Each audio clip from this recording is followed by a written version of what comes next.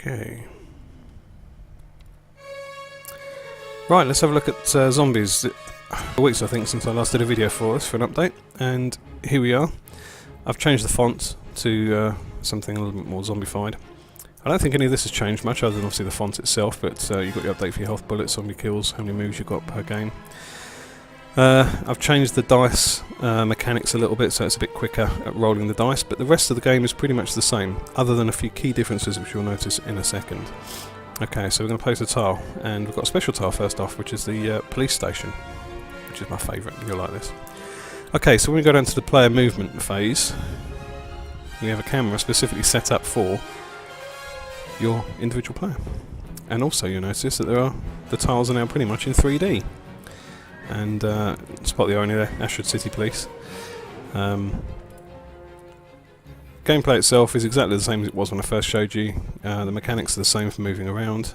The combat is the same, you still roll the dice. The dice now moves a lot quicker.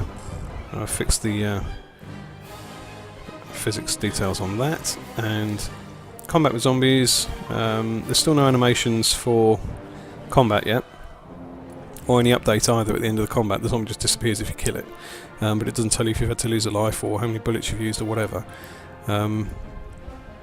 But I will be working on that later. That's more of a cosmetic thing. Recently I've just been working on 3D models.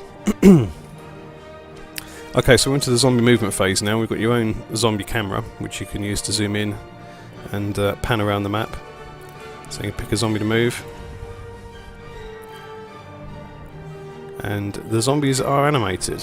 Unfortunately, they move very slowly, which could cause delays if you're moving a lot of zombies before the end of the game. But that all works nicely now. I don't think that was working last time I spoke to you.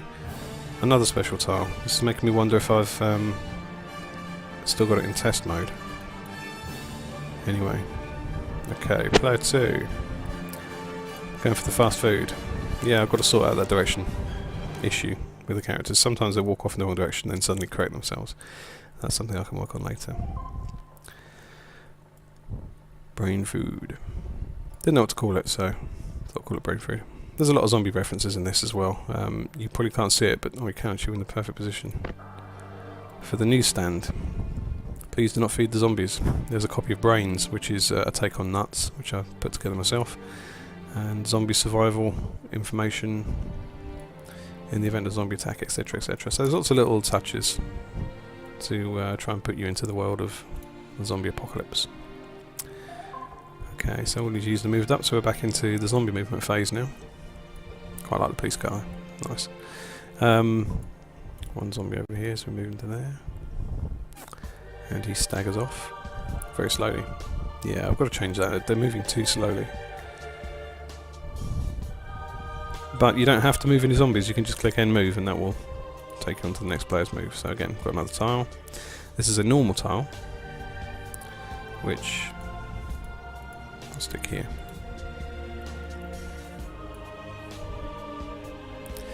Right, let's get out of this police square then and start showing you the rest of the scenery.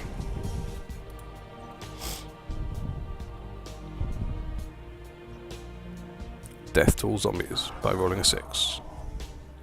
Yeah, I'm not going to bother moving any zombies. Oh, another corner tile. Okay. Still on there. Brilliant. Kill him with a gun. And we get 3 moves. So let's move to here. So again, there's little posters I put on buildings. These buildings I'm really happy with. I got them free online and they're really high quality. And again, you can zoom right in down to street level, so you can appreciate the city feel. Or urban feel even. These houses aren't really of an American city type style. I'm not sure really what to do about the style of the overall thing. I mean, I've got a city block as well, which is really out of keeping with these kind of houses.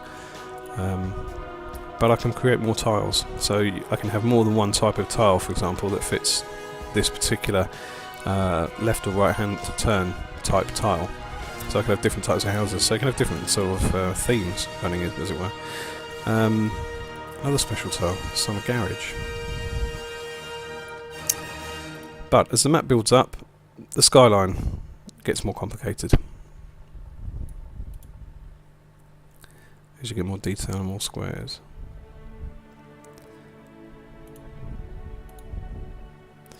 Hey, straight on.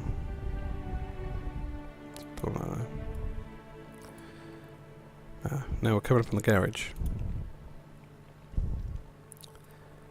There's a couple of extra special tiles I put in here, like the florist. I don't know if the garage was one that was in the basic Zombies game, but I've put that in here. It's called Russian Budget. Again, names are all very much open to change, and they're just more placeholders than anything else. I'd probably call that something more local, Crouchers, or something like that, if I can get away with it.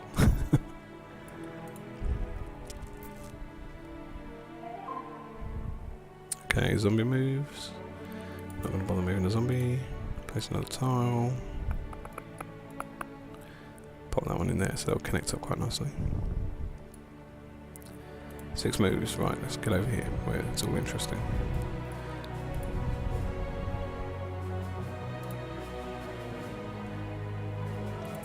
Obviously the tiles are almost complete. The 3D side of it is I spent a lot of time doing.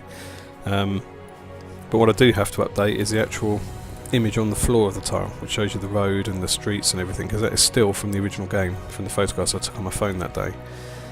So I will be updating those as well to something more in keeping with the 3D theme. So you haven't got flat pictures of buildings on the ground as well as 3D buildings sitting on top of the tiles.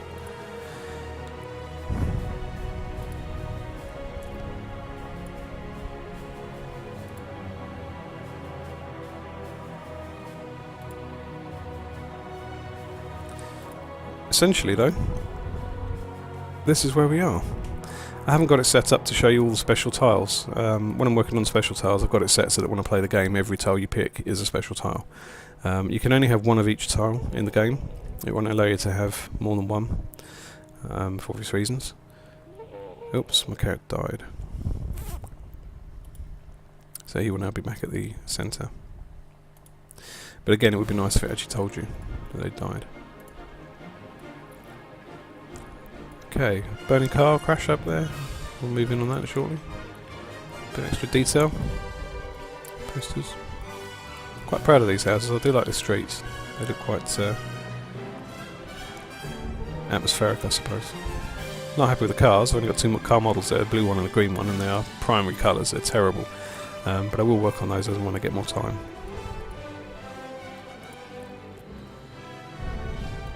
Yeah, obviously we didn't die. Interesting.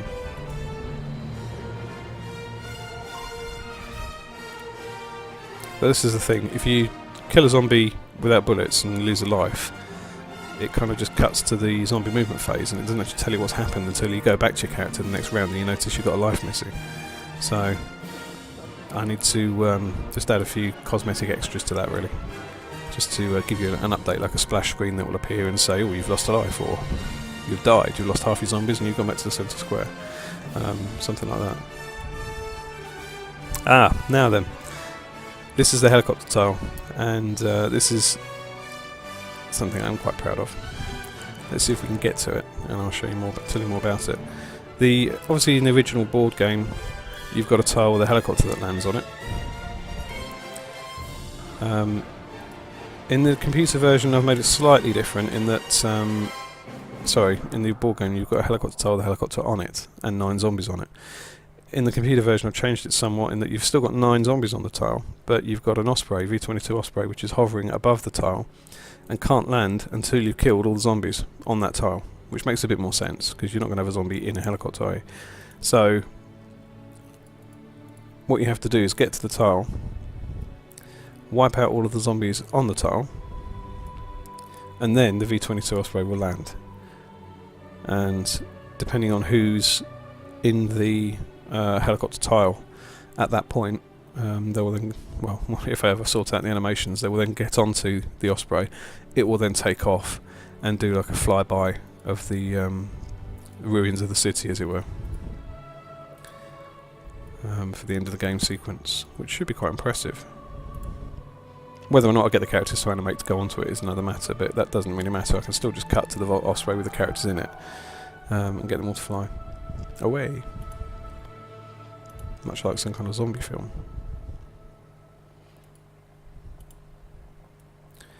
Right, what I'm trying to do at the moment is get the characters to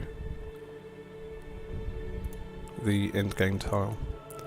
I haven't actually sorted out the end game mechanics yet, so if you get 25 zombies, or if you get to the Osprey and it takes off, well, it doesn't take off yet, but if you get to the Osprey and clear the tile, the game doesn't end. It just carries on at the moment, so that's one of the next things I've got to sort out. The only issue I've got, or the only reason I haven't done that yet, is because I've been working on the 3D models and trying to sort out a lot of the modelling issues. Unfortunately, 3D modelling is one of those jobs that never ends.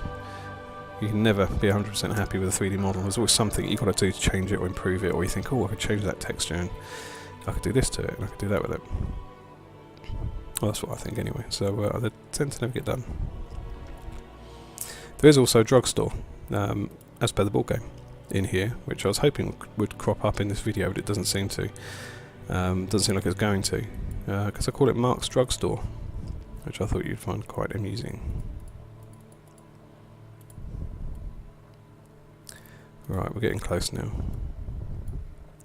There's the helicopter tile. There's the Osprey hovering above. Now what I'm going to do is, instead of trying to kill all the zombies, I've got a keyboard shortcut at the moment just for testing the animations and things. I can actually get the Osprey to land immediately. Now if you imagine you've killed the last zombie on that tile, then what will happen is, once you've killed the last zombie, the Osprey will then start to land. Down it comes. And then at the end, once it's landed, the back doors will open, and then that will be the way you get in. Characters will then get into the back of it, it will take off, and you get a nice little fly over the city sequence. So yeah, that's where I am with it at the moment. I've spent most of the last few weeks just basically 3D modelling.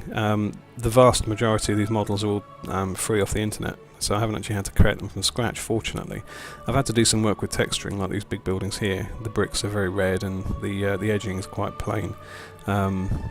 But that's stuff I've been working on myself, and likewise with the vehicles as well. But yeah, there you go.